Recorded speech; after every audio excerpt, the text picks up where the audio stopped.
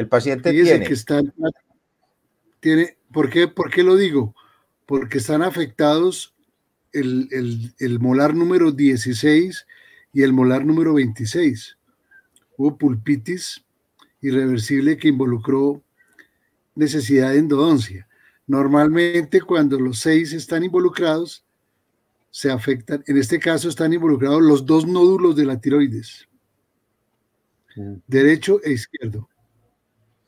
Entonces, les contesto, paciente, diabetes tipo 2, hipotiroidismo. ¿Desde qué edad?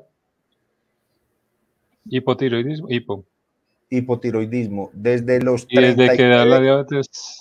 La diabetes diagnosticada a los 39 años, como quien dice, la tenía hace 20 años atrás y apenas la diagnosticaron a los 39, y el hipotiroidismo diagnosticado a los 50 años. ¿Y qué síntomas ha tenido? Más allá del diagnóstico, ¿qué síntomas ha tenido? El paciente llega a consulta precisamente porque le están haciendo el tratamiento del dismetabolismo y todo eso, pero la fatiga crónica es permanente. Fatiga crónica permanente, adinamia, estrés, alto estrés y la glicemia de difícil control. Poliuria, polifagia, Lo normal del paciente con dismetabolismo y con diabetes, exactamente. Perfecto. Y el médico necesita... ¿Problemas renales? No, ni hipertensión. ¿Ni cálculos? Nada de eso, no. ¿Y en la boca presenta fácilmente cálculos? No. Ok. ¿Boca seca? Realmente el paciente manifiesta mucha sed, pero eso es por parte de esa, puede ser pues por el problema de su diabetes, pero no manifiesta boca seca, ni en ni el ardor, examen, no, ni clínicamente se manifiesta esa boca seca. ¿Y sangrado? ¿Gingivitis? No manifiesta. Okay. Tiene un buen control de higiene oral. Ok. 2, 3. ¿Tiene alguna pregunta, doctor Navarrete? Me llama la atención que si pueden ver la radiografía. Están preguntando algunos que si pueden subir la radiografía para irse ubicando. Sí, aunque es bueno primero ver como todos los sistemas. Ustedes dan la orden cuando, perdón. Doctor Navarrete, ¿nos decías? Se denota una pérdida ósea horizontal, una pérdida ósea horizontal generalizada. Sí, pero entonces ¿vamos a ver la radiografía ya o después o qué? Bueno, entonces hagamos, antes de pasar a la radiografía, revisemos estos datos para saber por qué pregunta uno esto, a dónde nos va llevando esto y cómo va funcionando. Si quieres, puedes poner la radiografía, pero todavía no empecemos como a ver la cosa, sino lo interesante que hay en la radiografía, y es el lado izquierdo, que sería el lado derecho en la pantalla de todos, pues se ve que es el que está mucho más afectado, porque hay pérdida de dientes, hay tratamientos de conductos, hay pérdida ósea, como dice el doctor Navarrete y todo esto. Y entonces empecemos, antes de ver desde lo odontológico y de toda esta descodificación dental, ¿qué resumen podemos sacar de esta primera parte de preguntas? Entonces, cuando uno pregunta acerca del papá y la mamá y que hay una separación, si quieren podemos poner la radiografía nuevamente, porque aquí, si ampliamos y nos vamos a los dientes anteriores, todos tienen espacios. Y los espacios generalmente en la representación que nos da la descodificación dental, si hay espacios entre los dientes anteriores que corresponden al papá, a la mamá, a mi imagen con el papá, mi imagen con la mamá y la libertad y todo lo que tiene que ver con esa transición, que serían los caninos, pues todos están separados. Entonces ese es el resumen de la historia de separación. Y si preguntáramos acerca de los abuelos, lo más probable es que también hubo algún tipo de separaciones o hay mucha historia de separación familiar. Otra cosa que es bien interesante es la cantidad de hijos que hay. Cuando hablamos en una pareja, normalmente, si uno le preguntara a una mujer en este momento, en la actualidad, ¿cuántos hijos quisiera tener? Y yo siempre les pregunto, en sano juicio, ¿usted cuántos hijos tendría? Y la mayoría preguntan, 1, máximo 2.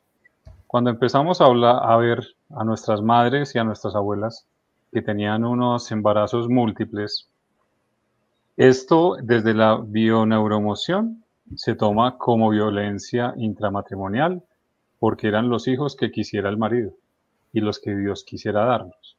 Más allá de la connotación social, religiosa que quisiéramos darle, es la cantidad de hijos y qué estaba haciendo el marido normalmente cuando la mujer estaba embarazada. Entonces, aquí en la cultura nuestra, en Colombia, digamos eje cafetero, paisas, valle, es muy común el patriarcado, donde el hombre era el dominante y la mujer era muy sumisa.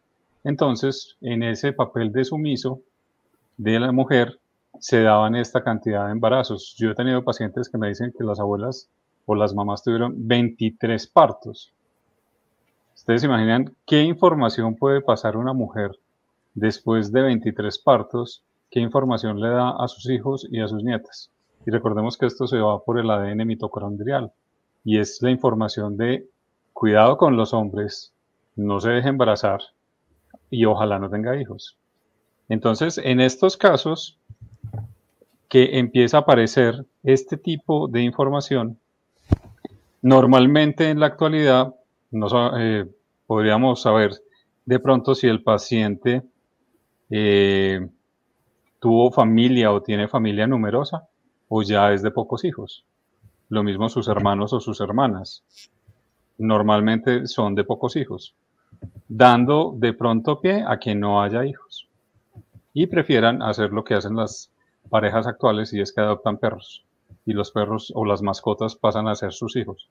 ¿Sabemos algo de eso, doctor? Sí, la familia de hermanos, el que más hermanos tiene 3 hermanos, generalmente están entre 2 y 1, y algunos no tienen hijos, no han perdón, tenido hijos. y algunos no han tenido hijos. Y la descendencia, o sea, los sobrinos no quieren. No quieren hijos. Ajá. Eso, doctor Acevedo, eso sucede frecuentemente en la mayoría de familias y sobre todo cuando ha habido maltrato hacia las mujeres. Claro, y esta es una historia de eso. La siguiente generación no tiene hijos. Y en algunas familias sucede que además de que no tienen hijos, hay sobrinos que son gays. También. Eso es una connotación, o sea, cada episodio donde hay maltrato, sobre todo en Colombia, que hay un maltrato frecuente para la mujer, la siguiente generación decide no tener hijos y los sobrinos no tienen casi hijos.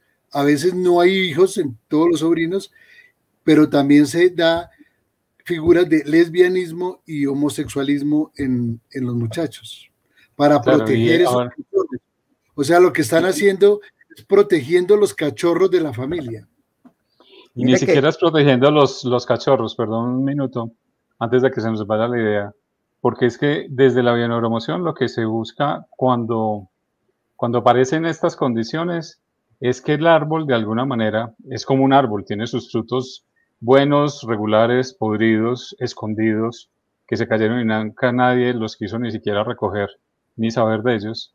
Y entonces lo que hace el árbol genealógico en general, todos los ancestros dicen, vamos a encontrar, y esta persona debe ser muy ávida de conocimiento y casi que debe ser la oveja negra de la familia en cuanto a conocimiento se refiere, busca cosas diferentes.